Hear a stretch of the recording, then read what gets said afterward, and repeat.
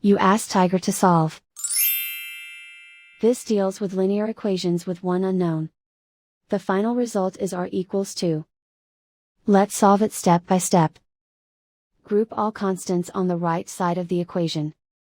Subtract 8 from both sides. Group like terms.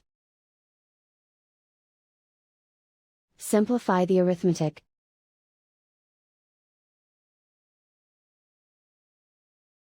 Convert the r into a positive number. Multiply both sides by -1.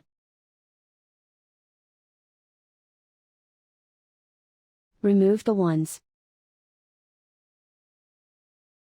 Simplify the arithmetic.